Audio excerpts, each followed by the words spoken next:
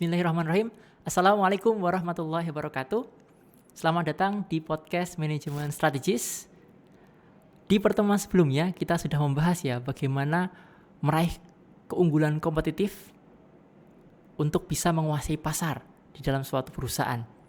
Nah, pertemuan kali ini kita akan belajar bersama dalam menentukan bagaimana strategi yang tepat di dalam perusahaan mengambil pasar internasional.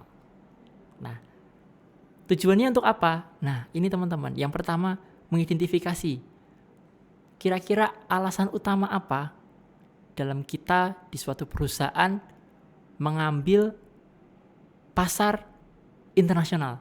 Kira-kira penting atau enggak kayak gitu ya. Kalau misalnya belum penting berarti alangkah baiknya di domestik dulu.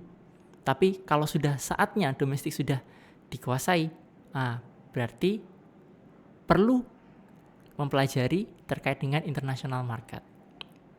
Kemudian yang kedua terkait dengan menjelaskan ya bagaimana dan mengapa di sini different market, kondisinya dan strateginya di pasar internasional. Jadi teman-teman ketika ada dan berusaha masuk ke pasar internasional juga perlu mempelajari bagaimana situasi yang ada di sana. Sampai pendekatan-pendekatan yang diambil, strategi yang tepat untuk bisa masuk di pasar internasional. Baik, alasannya apa kayak gitu ya, beberapa hal yang disampaikan. Pertama, kemudahan dalam meraih pembeli yang baru kayak gitu ya, atau pelanggan yang baru. Kan sudah ada pasar di Indonesia misalnya, mau merambah ke negara tetangga kayak gitu ya, biar pelanggannya semakin bertambah. Kemudian menerapkan low cost ya, lower cost. Jadi karena kita berusaha untuk mempelajari bagaimana sistematika yang ada di pasar internasional, bagaimana caranya barang yang kita jual itu harganya bisa murah. Contoh barang-barang dari Cina ya, teman-teman bisa tahu ya, negara Cina yang barangnya kalau dipaketkan itu harusnya harganya lebih mahal, tapi kok harganya tetap murah di Indonesia. Nah, itu perlu kita pelajari. Aksesnya, kemudian bagaimana melihat sumber daya yang ada di lokasi-lokasi market yang mau kita tuju. Baik, di sini teman-teman kita belajar dari 5 porter ya. Di dalam lingkungan eksternal, kita perlu mempelajari lingkungan-lingkungan yang terdapat di dalam suatu perusahaan bahkan di pasar internasional.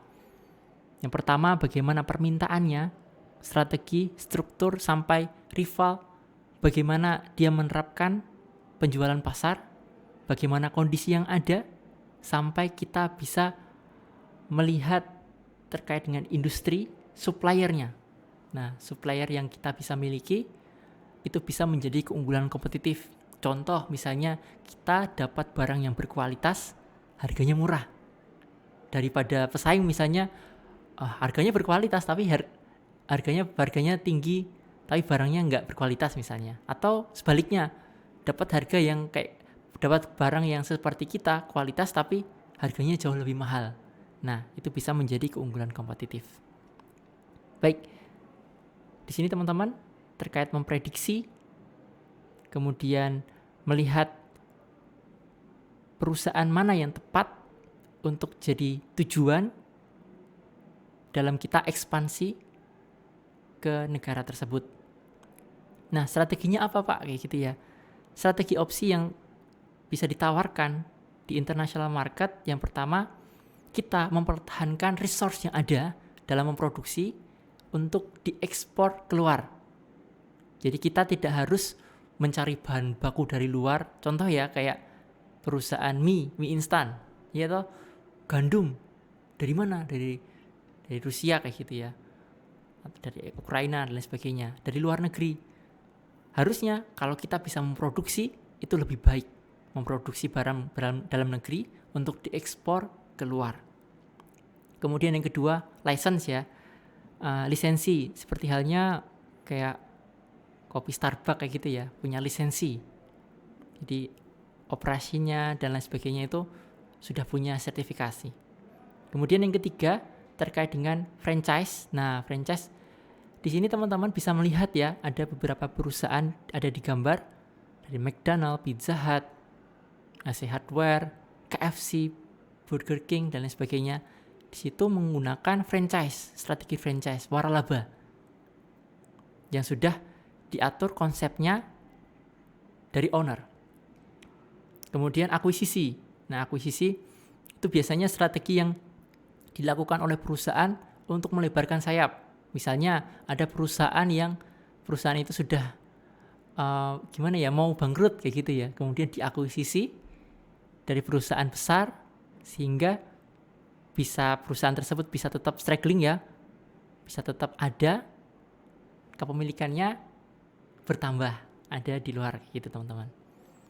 Selanjutnya ada terkait dengan joint venture, itu lebih ke patungan teman-teman ya. Jadi ada beberapa perusahaan yang ikut menyumbang dalam mendirikan suatu perusahaan tertentu. Nah, ini kan international market ya. Terus bagaimana kalau misalnya yang dituju itu adalah negara berkembang seperti Indonesia kayak gitu ya teman-teman ya. Nah, strategi yang bisa diterapkan yang pertama low price ya. Harganya harus murah. Karena apa? Dalam menjualkan suatu produk atau jasa dari suatu perusahaan yang notabene ada di luar gitu ya, di perusahaan yang ada di negara berkembang harus harganya murah agar para pelanggan dan masyarakat itu aware kayak gitu ya, oh barangnya murah sesuai sama kantong kayak gitu ya, sehingga cocok untuk dibeli. Kemudian ada unik ya, keunikan yang ada di dalamnya. Kemudian berusaha untuk merubah menjadi lebih baik. Jadi ada barang substitusi yang sebelumnya sudah ada, kemudian kita masuk menggunakan pengganti barangnya dengan kualitas lebih baik maupun mengakomodasi dari lokal yang ada. Baik teman-teman, 3 pendekatan ya. Think global, act global, think global, act lokal, think lokal, act lokal. Itu tergantung bagaimana teman-teman dalam berpikir ya. Misalnya teman-teman bagaimana melihat pangsa pasar, niche market kayak gitu yang dibutuhkan pasar yang saat ini apa di lokal. Jadi actionnya di lokal. Think global, act lokal berarti lebih melihat bagaimana perkembangan yang ada di dunia global, kemudian masuk ke lokal kayak gitu ya, dengan barang-barang yang bisa diminati oleh masyarakat.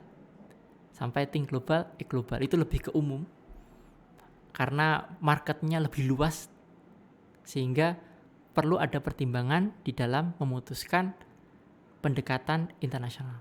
Baik teman-teman, demikian yang dapat saya sampaikan. Sampai jumpa ya di podcast selanjutnya. Terima kasih. Wassalamualaikum warahmatullahi wabarakatuh.